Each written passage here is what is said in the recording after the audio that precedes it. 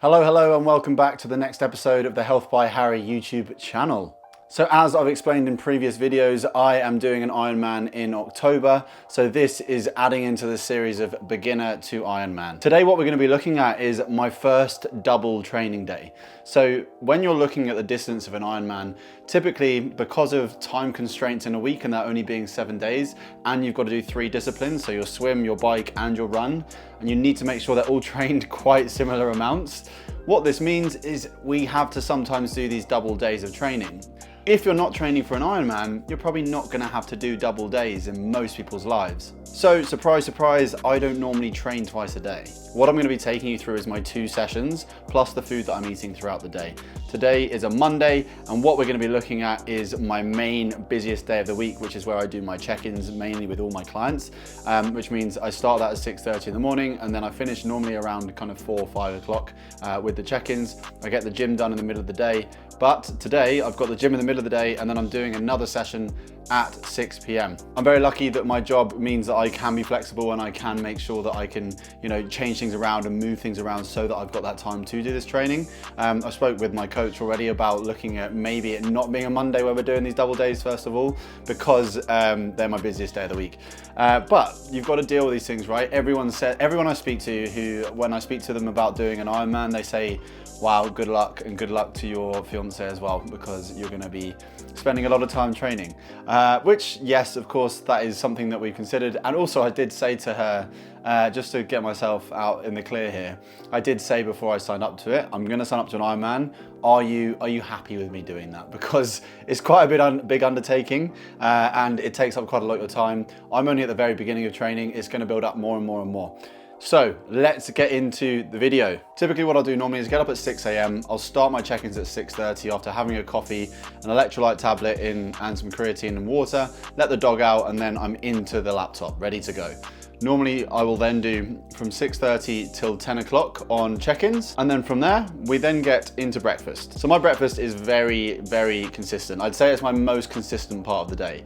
Every single day I have the same foods. So what we're always going to have is going to be 4 eggs to start off with. That's going to be my omelette. My fiance Emma, she always says you are the most boring person ever. However, I cook a plain omelette in a very well done way. That's not the right way to say it. I cook a really good omelette, and I don't care who says what about my omelettes, because they are incredible. I would eat it every day for the rest of my life, and I'm going to probably do that. Then to go with this omelette, we have the oats.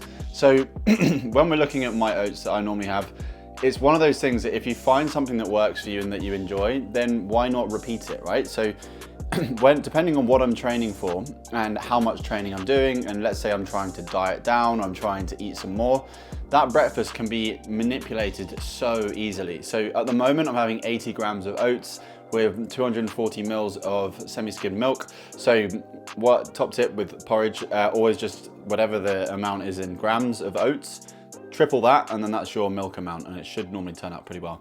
Put that in the microwave, and then we have peanut butter and honey going into that. About a tablespoon of peanut butter. I have actually just thought about bringing this down a little bit to bring the fats down in the day. And then we have some cinnamon on top and some frozen blueberries. It's a very balanced meal here. So we've got our protein coming from the eggs, we've got our carbohydrates coming from the berries, from the oats as well, and then we have our fats coming from the eggs and the peanut butter. So this breakfast is typically at the moment coming out at around 900 calories, which for me right now is absolutely fine. When I'm doing a training day like today, I need to make sure that I've got enough fuel, not be in a position at the end of the day after these sessions or even during these sessions where I'm feeling like crap because I haven't eaten enough or drunk enough. So breakfast is being eaten. I am getting that done at around 10 a.m. on a Monday. Normally it's earlier, but Mondays that's what happens. And then I will be on a call whilst I'm eating, and then I'll go straight to the gym while still on the call, get to the gym car park, finish the call, and then in we go.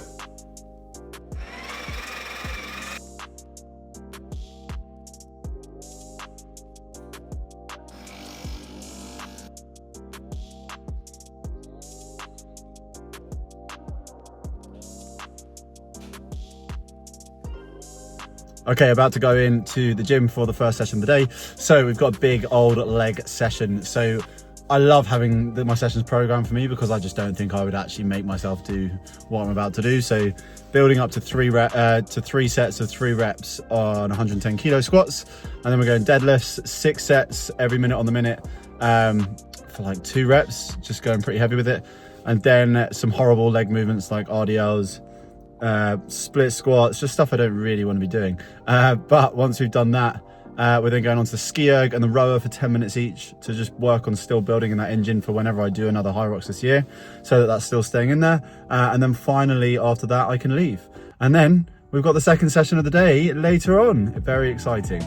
So in this training session, we're looking at a few different things happening here. So first of all, we're going to get some warming up done for these squats. The squats are the main part of this session. So it's 3 reps we're going for, and I've been doing this since the start of the year. And let me tell you, when I went into the high rocks and I was doing the wall balls, I actually really enjoyed them, which is a weird thing to say. But I think, in my personal opinion, it's going to be down to the amount of heavy reps that we were doing in the squats throughout the weeks leading up to the high rocks.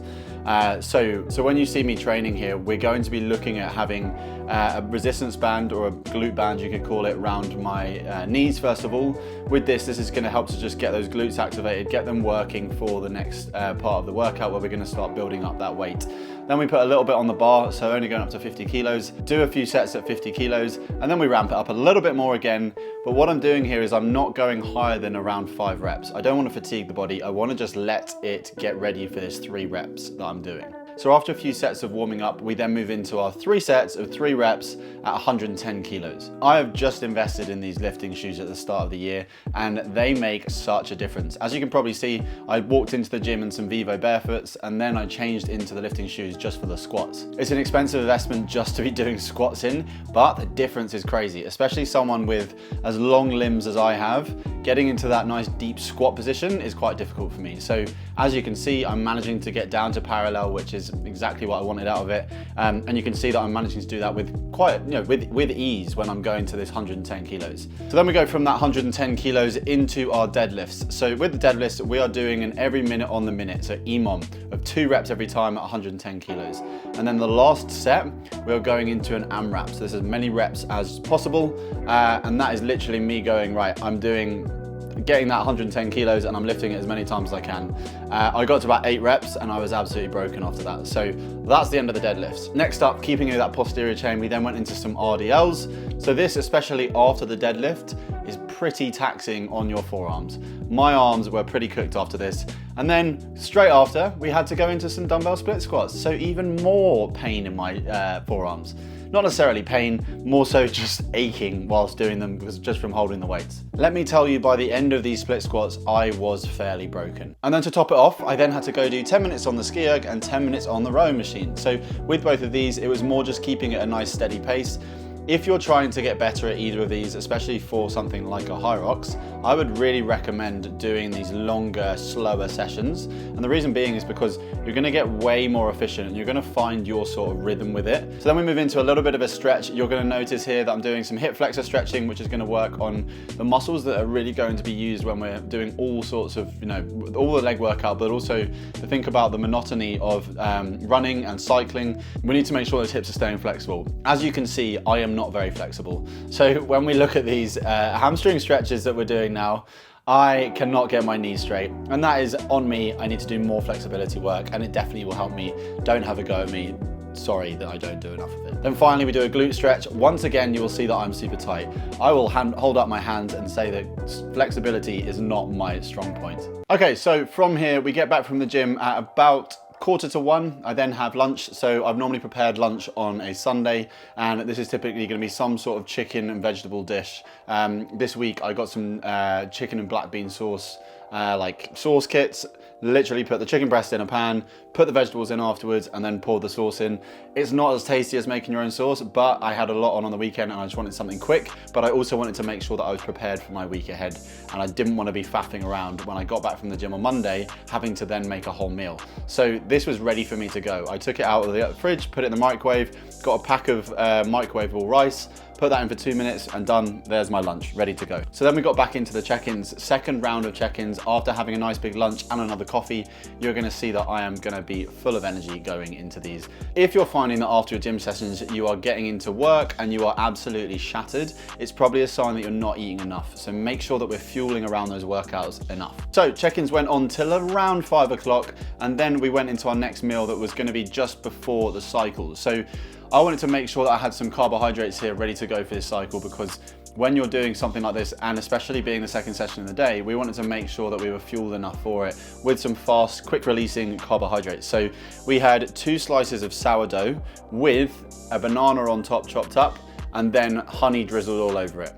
This was a straight hit of energy, okay? I'm not someone that typically has coffee after around 1 p.m, so I wasn't gonna then sabotage this for that workout. What we're then gonna look at is just making sure that we're hydrated for the workout. Let me tell you, it was a very sweaty workout as well, which you are going to see up next.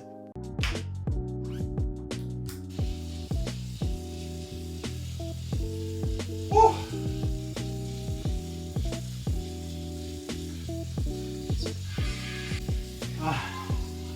A lot sweatier than I thought it was gonna be. So we're doing 45-minute tempo ride, 5 minutes warm up, 35 minutes, 185 watts, and then 5 minutes cool down. And it's just a constant hill that I'm going up on here, but it's pretty cool. And after a leg session about 6 hours ago, my legs are hurting. There's no doubt about that. And they've been hurting probably since 5 minutes in. So we have some work to do. So after we finished that second workout of the day, I just finished the day off with a few different meals. So we had dinner, which was some mushroom ravioli from HelloFresh, and that was what me and Emma had half each of. And then I was really needing more food than that, so I then had some garlic bread that Emma made out of sourdough and put some garlic and cheese on top, which was great, by the way. And then after that, about an hour later, this is now about 8:30 in the evening, I had a bowl of Greek yogurt with some frozen berries melted on top, some honey, some cinnamon, and then a square of dark chocolate crumbled on top. And that was my whole day of food. So as you can see, quite a lot of food. It averaged out at about 3,500 calories. Maybe I could have gone a little bit higher with those calories, but I did feel good at the end of the day as well. So key takeaways from doing my first double training session is my legs were cooked by the time I got on that bike, and there was probably no doubt that that was going to be the case. I think the big thing that we're working on at the moment, and when I speak to my coach, this is what we're looking at, is trying to accumulate fatigue at the start of the week. So when we're the most fresh, so obviously I had Sunday off of training, so there was no training Sunday, came into Monday, had fresh legs, so went and hit a strength session in the legs, and then straight into bike in the evening. And what that's done is it's helped to put my body under that stress whilst there's already stress there through the fatigue from the strength session that we did earlier in the day. I will tell you that my legs on that bike were hurting more than I think I've ever felt on a bike doing a session like that. So interesting. But what we're going to find is that I personally would say I'm in let's say this is week 1 of Ironman training after I just did the High Rocks a few weeks ago. So from my point of view, I'm like, whatever your goal is, if your goal is to lose body fat, as your goal is to run a marathon, your goal is to do an Ironman, we need to be focusing on looking at that bigger picture of like, this is not going to be something you're going to be able to do at the very start of your training. It's going to take time to build into it. Look at me, for example, with this. I haven't cycled for a while, like a few years. So getting back on the bike is pretty tricky. Whereas if you think about any time that you're struggling with something at the beginning, after a few weeks, it starts to get easier. I'm looking forward to that happening, let me tell you. Whenever we start to get that bike feeling a little bit easier, I'll be quite happy, because it means that I can actually get more comfortable with it, even though it's part of it is just being uncomfortable in general. But looking forward to seeing what happens over the progress. But looking forward to seeing the progress that we make throughout this process. We are at the very beginning, so I'm looking forward to just getting stronger, getting fitter, and keeping my body just primed, ready for doing another Hyrox at some point in the next few months. And then obviously in October, a few months away yet, but by that point, I want to be primed and ready for this Ironman. So before we go, please don't forget to like this video and subscribe to the channel. Share it with your friends, anyone that's doing an Ironman, doing a marathon, doing a 10K. It will help just to see what we're doing training wise and how we are going to fuel those sessions as well. Have a great rest of your week, and I'll speak to you next week.